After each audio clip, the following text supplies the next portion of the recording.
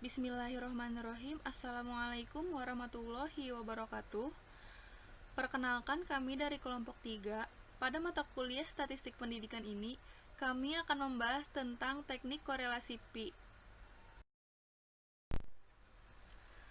Sebelum membahas tentang teknik korelasi pi, alangkah baiknya kita mengetahui apa itu pengertian korelasi. Nah, korelasi adalah hubungan antara dua variabel atau lebih. Hubungan antara dua variabel dikenal dengan istilah bivariate correlation. Sedangkan hubungan antar dua variabel disebut dengan multivariate correlation. Jadi, korelasi itu adalah hubungan antara dua variabel atau lebih. Terdapat banyak teknik korelasi yang dapat dipergunakan untuk menguji atau mencari koefisien korelasi antara dua atau lebih.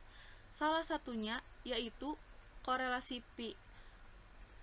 Pada pembahasan ini, kami akan menjelaskan tentang pengertian dari korelasi pi, prosedur penyelesaiannya, dan contoh soalnya, dan terakhir cara menginterpretasikannya. Kemudian, apa sih itu korelasi pi? Jadi, korelasi pi adalah salah satu teknik analisis korelasional yang digunakan untuk menganalisis hubungan antara dua variabel, yaitu variabel X dan variabel Y. Korelasi pi digunakan apabila data variabel X dan data variabel Y itu sama-sama berjenis nominal. Kedua variabel masing-masing terdiri dari dua kelompok, misalnya seperti laki-laki dan perempuan, hidup dan mati, lulus dan tidak lulus, menjadi pengurus organisasi dan tidak menjadi pengurus organisasi, dan seterusnya.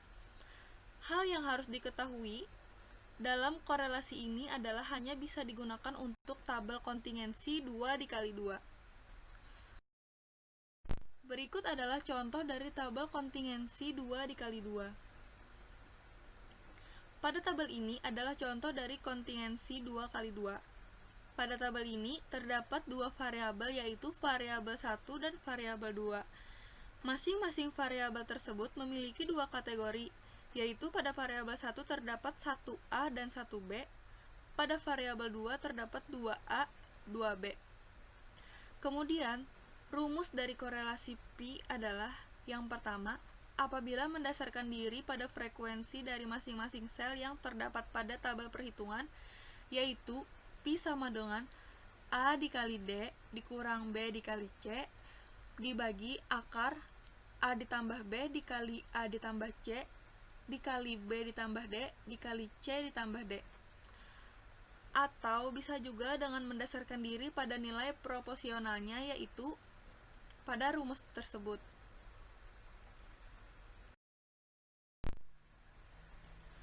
Setelah mensubstitusikan soal pada rumus, kemudian kita merumuskan hipotesis dari penelitian.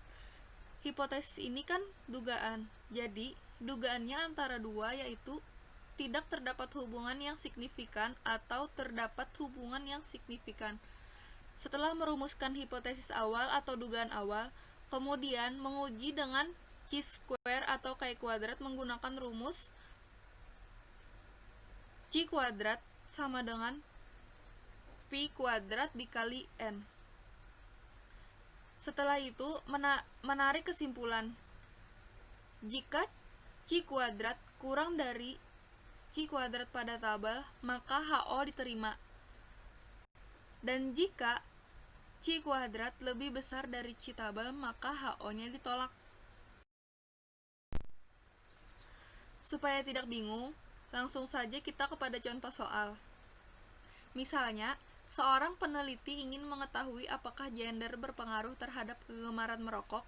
Sebagai sampel diambil 70 orang secara random dan diperoleh hasil sebagai berikut. Bagaimana kesimpulan penelitian tersebut dengan menggunakan taraf signifikasi 5%? Nah, penyelesaiannya memasukkan rumus yang pertama tadi, yaitu pi sama dengan A dikali D dikurang B dikali C dibagi akar A ditambah B dikali A ditambah C dikali B ditambah D dikali C ditambah D. Substitusikan data berikut kepada rumusnya, yaitu Pi sama dengan 33 dikali 28 dikurang 5 dikali 4 dibagi akar 38 dikali 37 dikali 32 dan dikali 33. Hasil yang didapat yaitu Pi sama dengan 0,742. Setelah mendapatkan hasilnya, maka kita menentukan hipotesis hasil penelitiannya, yaitu tidak ada jenis hubungan kelamin dengan kebiasaan merokok dan ada hubungan antara jenis kelamin dengan kebiasaan merokok.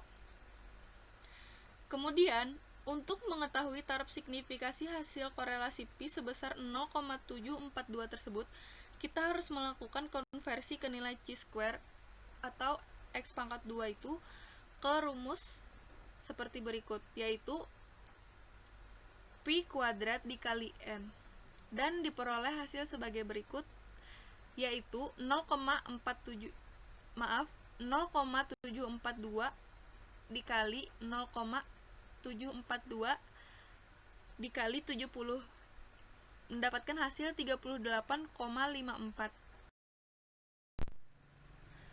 Kemudian setelah mendapatkan hasilnya, kita merumuskan derajat kebebasan atau disebut juga dengan dB dari distribusi yang diteliti, yaitu dengan menggunakan rumus dB, K dikurang 1 dikali B dikurang 1.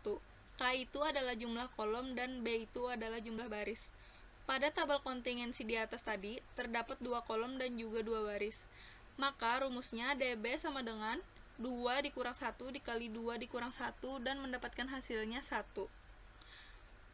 Pada tabel nilai-nilai chi-square, apabila dB sama dengan 1, maka taraf signifikasi 5% akan menunjukkan angka 3,841. Berdasarkan hasil ini, maka dapat dilihat bahwa nilai chi-square empirik sebesar 38,54 jauh berada di atas nilai chi-square teoretik yang tabel tadi, yaitu 3,841. Berarti taraf signifikasi 5% karena 38,54 lebih besar dari 3,841, maka HO-nya ditolak. Dengan demikian, terdapat hubungan antara jenis kelamin dengan kebiasaan merokok, yaitu pria cenderung lebih gemar merokok daripada wanita. Demikian presentasi dari kami. Sekian dan terima kasih. Maaf apabila ada kesalahan. Wabillahi taufiq wal hidayah. Wassalamualaikum warahmatullahi wabarakatuh.